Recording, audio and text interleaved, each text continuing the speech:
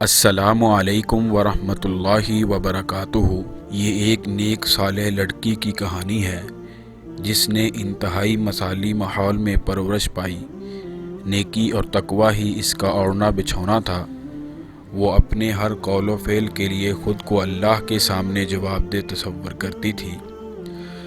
پھر اللہ تعالیٰ نے اسی جیسا نیک صالح خاوند اسے عطا کر دیا۔ شادی کے بعد وہ اپنے خاوند کے ساتھ خوش و خرم زندگی بسر کرنے لگی۔ ملازمت کے سلسلے میں اسے اپنے خاوند کے ساتھ ایک چھوٹے سے شہر میں منتقل ہونا پڑا۔ زندگی پرسکون انداز میں اپنی رفتار سے چلتی رہی، یہاں تک کہ اس کے پہلے بچے کی ولادت کا وقت آن پہنچا۔ جوں جوں ولادت کا لمحہ قریب آنے لگا، اس کی تکلیف بڑھتی چلی گئی۔ ڈاکٹر نے بتایا کہ اس عورت کے ہاں نارمل طریقے سے بچے کی ولادت نہیں ہو سکتی، آپریشن ناگزیر ہے۔ وہ اسے آپریشن کے لیے اس شہر کے اکلوتے ہسپتال میں لے گیا۔ ہسپتال کی انتظامیہ نے بتایا کہ 4 دن سے پہلے آپریشن کے لیے لیڈی ڈاکٹر میسر نہیں آ سکتی۔ اگر آپ اس سے پہلے آپریشن کروانا چاہتے ہیں تو مرد ڈاکٹر سے کروانا پڑے گا۔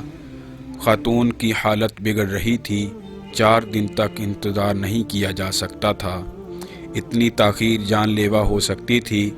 اس کا خاوند اس کی جان بچانے کے لیے آپریشن کروانے پر آمادہ تھا، لیکن جب اس خاتون کو پتہ چلا تو اس نے چیختے ہوئے کہا، اللہ کی قسم، ایسا کبھی نہیں ہو سکتا۔ ایک غیر محرم مرد کے ذریعے میرے بچے کی ولادت، کاش میں اس سے پہلے مر چکی ہوتی، کاش میری ماں نے مجھے جنا ہی نہ ہوتا۔ اس کے خاوند نے بڑے نرم لہجے میں اسے کہا، میری پیاری بیوی، سمجھنے کی کوشش کرو، میری غیرت بھی یہ گوارا نہیں کرتی کہ غیر محرم مرد تمہارا آپریشن کرے، لیکن یہاں زندگی اور موت کا مسئلہ ہے۔ تمہیں پتہ ہے کہ ایسی صورت میں بہت سی مکروہات جائز ہو جاتی ہیں۔ اس نے مسکراتے ہوئے کہا، ہم میں سے کسی نے ہمیشہ یہاں نہیں رہنا۔ اگر میری موت اسی طرح لکھی ہے تو میں اسے خوش آمدید کہتی ہوں اور اسے بخوشی گلے لگانے کے لیے تیار ہوں۔ کیا آپ کو رسول اللہ صلی اللہ علیہ وسلم کا یہ فرمان نہیں پہنچا، عورت اگر نفاس کے دوران فوت ہو جائے تو یہ شہادت کی موت ہے؟ اور آپ صلی اللہ علیہ وسلم کا ہی ارشاد گرامی ہے، اور جو شخص اللہ کے لیے کوئی چیز چھوڑ دیتا ہے، اللہ تعالیٰ اسے اس کا بہتر عوض عطا فرما دیتے ہیں۔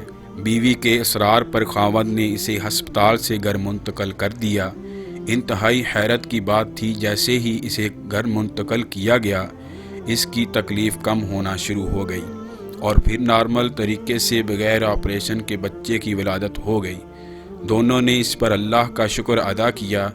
بعد میں دونوں میاں بیوی اس واقعہ کو یاد کر کے خوب محظوظ ہوتے اور بیوی کہتی، میں نے آپ سے کہا تھا نا، جو اللہ کے لیے کسی چیز کو چھوڑ دیتا ہے، اللہ تعالیٰ اس کا بہتر عوض عطا فرماتے ہیں۔